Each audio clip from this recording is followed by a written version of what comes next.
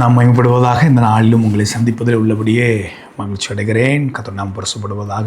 இந்த நாள் தியானத்திற்கென்று வேதத்திலிருந்து ஒரு பகுதியை நான் வாசிக்கிறேன். சங்கீதங்களின் புத்தகம் 71 சங்கீதம் 1 வசனத்தை நான் வாசிக்கிறேன்.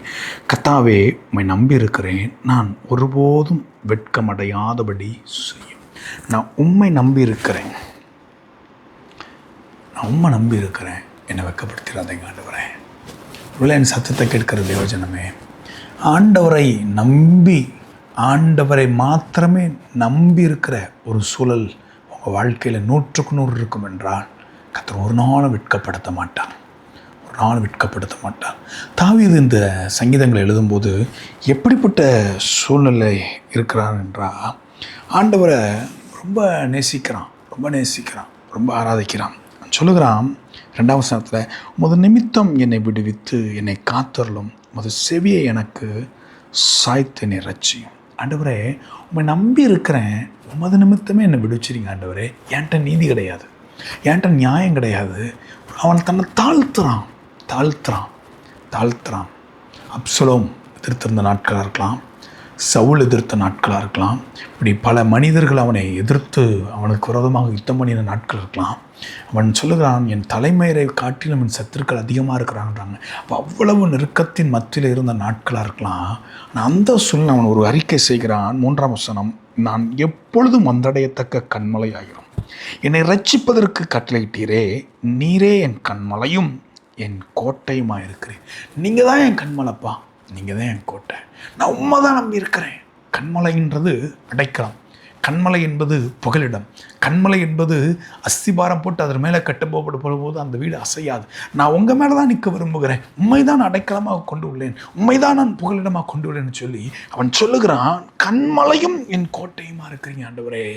கண்மலையும் நீங்கள் தான், நான் அங்கே தான் வந்து நிற்பேன், என்னை சுற்றிலும் பாதுகாப்பாக இருக்கிறதும் நீங்கள் தான். ஏன் அந்த சூழ்நிலை சொல்கிறான்னா, அதுக்கு அடுத்த வசனம் 4 வசனம், என் தேவனே, துன்மார்க்கருடைய கைக்கும் நியாயக்கேடும் கொடுமையும் உள்ளவருடைய கைக்கும் என்னை தப்புவியும்.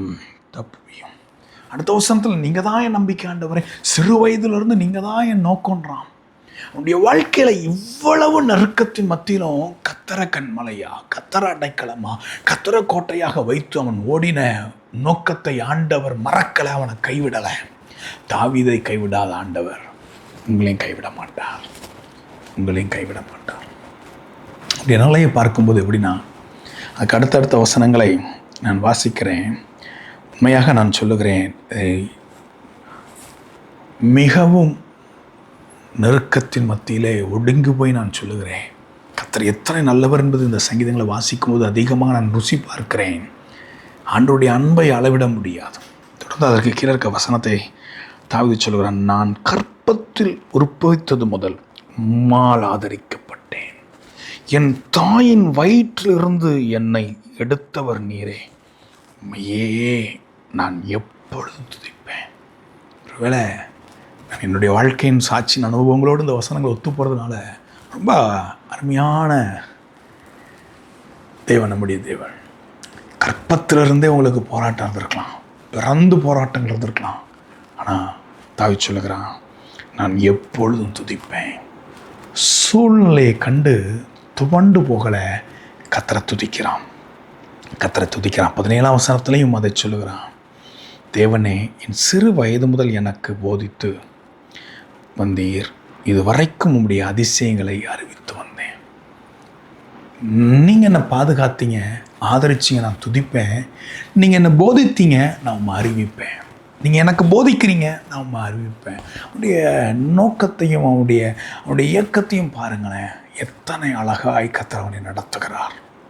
தாவீதை நடத்தின ஆண்டவர் நம்மை நடத்த மாட்டாரா? தொடர்ந்து அடுத்தடுத்த வசனங்கள்லாம் நீங்கள் வாசிக்கும் போது அநேகருக்கு அர்ப்பணிப்பை போல் இருக்கிறேன், என் வாழ்க்கை ஒரு புதுமையை போல் இருக்கிறது. ஆனாலும் 8 வசனம் சொல்கிறான், நான் துதியினால் நாள்தோறும் அந்த மகத்துவத்தினால் நிறைந்திருப்பேன். எப்போதும் நான் துதிப்பேன், எப்போதும் நான் ஆராதிப்பேன். 11 வசனம், தேவன் இல்லை என்று ஒரு கூட்டம் சொல்கிறாங்க. அவங்களுடைய எப்படின்னா மனநிலை, அவனை நெருக்கிறவங்களுடைய மனநிலை எப்படின்னா, தேவன் அவனை கைவிட்டார், அவனை தொடர்ந்து பிடியுங்கள், அவனை விடுவிப்பார் இல்லை என்கிறார்கள். அவனை ஏங்குறான் தாவீது. தேவனே எனக்கு தூரமாயிராதையும், என் தேவனே எனக்கு சகாயம் பண்ண தீவிரம். என் ஆத்துமாவை விரோதிக்கிறவர்கள் வெட்கி அழியவும், எனக்கு பொல்லாப்பு தேடுகிறவர்கள் நிந்தையினால் லட்சியினால் மூடப்படவும் கடவர்கள். நானோ சொல்கிறான், தன்னிலையே சொல்கிறான், நானும் எப்பொழுதும் நம்பிக்கொண்டிருந்து மென்மேலும் உண்மை துதிப்பேன் துதிப்பேன் துதிப்பேன். சூழ்நிலையை கண்டு அவன் துவண்டு போகலை, தளர்ந்து போகலை. நான் துதிப்பேன், நான் கர்த்தரை துதிப்பேன். தேவ பிள்ளைகளே, உங்களை சுற்றிலும் போராட்டமா, உங்களை சுற்றிலும் நெருக்கமா, கண்மலையாம் கிறிஸ்துவின் மேலே புகலிடமாம் அவரிடத்தில் அடைக்கலம் புகுந்துருங்க. அவர் கோட்டையாக இருந்து பாதுகாக்க போதுமானவராக இருக்கிறார். அது நடுவில் கர்த்தரை துதிங்க. இந்த போகட்டும், நான் முடிக்க விரும்புகிறேன். இந்த சங்கீதத்தை நீங்கள் பொறுமையாக நீங்கள் வாசிங்க. 19, 20 அடுத்தடுத்த வசனங்களெல்லாம் நீங்கள் வாசிக்கும்போது, நான் எப்படி துதிப்பேன், நான் எப்படி பாடுவேன், எப்படி நான் ஆண்டவரை உயர்த்துவேன் என்று சொல்லி 22ஆம் வசனத்தை வாசிக்கிறேன். என் தேவனே, நான் வீணையை கொண்டு உம்மையும் உம்முடைய சத்தியத்தையும் துதிப்பேன். இஸ்ரவேலின் பரிசுத்தரே, சுரமண்டலத்தை கொண்டு உம்மை பாடுவேன். 23ஆம் வசனம், நான் பாடும்போது என் உதடுகளும் நீர் மீட்டு கொண்ட என் ஆத்துமாவும் கெம்பீரித்து மகிழும். நான் துதிப்பேன், பாடுவேன் அப்படின்னு சொல்லுகிற தாவீது இதுவரைக்கும் பிரச்சனை தீரல. கடைசி வசனம், எனக்கு பொல்லாப்பை தேடுகிறவர்கள் வெட்கி லட்சையடைந்தபடியால் நாள்தோறும் என் நாவு உமது நீதியை கொண்டாடும். துதிப்பேன், பாடுவேன், மகிழுவேன் சொல்லிட்டு அவன் சொல்லுகிறான், நீதியை கொண்டாடுவேன்றான்.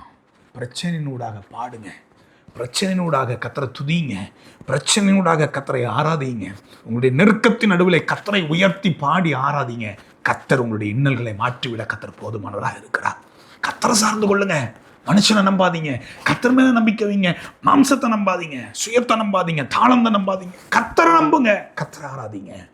அவரே உங்களுக்கு கண்மலை, அவரே கோட்டையாய் பாதுகாப்பாக இருக்கிறார். அவர் தான் நம்முடைய அரண். அவரை பிடிச்சுக்கோங்க, ஆராதிங்க. கர்த்தர் தாவீதை விடுவித்தது போல உங்களை எண்ணி விடுவிக்க கர்த்தர் போதுமானவராக இருக்கிறார். கண்களை முடிச்சோம்னுமா? தகப்பனே, உம்மை நன்றியோடு துதிக்கிறோம், நாங்கள் ஸ்தோத்திரிக்கிறோம். உம்மை ஆராதிக்கும்படி தங்களை முழுமையாக அர்ப்பணிக்கட்டும் ஜனங்கள். இந்த ஜனத்தை எனக்கென்று ஏற்படுத்தின இவர்களின் துதியை சொல்லிவர்கள் சொன்ன ஆண்டவர், நாட்கள் ஆண்டவரே, உம்முடைய துதியினால் ஒவ்வொருடைய நாவும் நிறைப்பு இருக்கட்டும் ஆண்டவரே. நெருக்கத்தின் மத்தியிலே துதித்த பரிசுத்தவான்கள் எத்தனையோ பேரை நான் வாசிக்கிறேன் ஆண்டவரே. தாவீது, தானியேல் போன்றவர்கள் துதித்து பாடினார்களே, நெருக்கத்தின் மத்தியிலே இடைவிடாமல் ஆராதித்தார்களே. ஆபகுக் தீர்க்கனும் சொல்லுகிறானே, அத்திமரம் துளிர்விடாமல் போனாலும் திராட்சை செடி பலன் கொடாமல் போனால் கர்த்தருக்குள்ள மகிழ்ச்சியாக இருப்பேன் என்று சொல்லி, அப்படி தேவ பிள்ளைகள் நெருக்கத்தின் நடுவிலே துதித்து ஆராதித்து விடுதலை இந்த நாட்களில் கண்டுகொள்ள கர்த்தர் உதவிச்சிங்க. இயேசுவின் நாமத்தினால் அவருடைய எல்லைகள் விடுவிக்கப்படுவதற்காய் துதிக்கிறேன், ஸ்தோத்திரிக்கிறேன். அர்ப்பணிப்போடு கூட ஆண்டவரை உறுதியாய் செயல்பட கர்த்தர் மகிமை அடைங்க. எல்லாருடைய நாமும் துதினால் நிரப்பப்பட்டிருக்கட்டும். இயேசுவின் மூலம் பிதாவே, ஆமென்.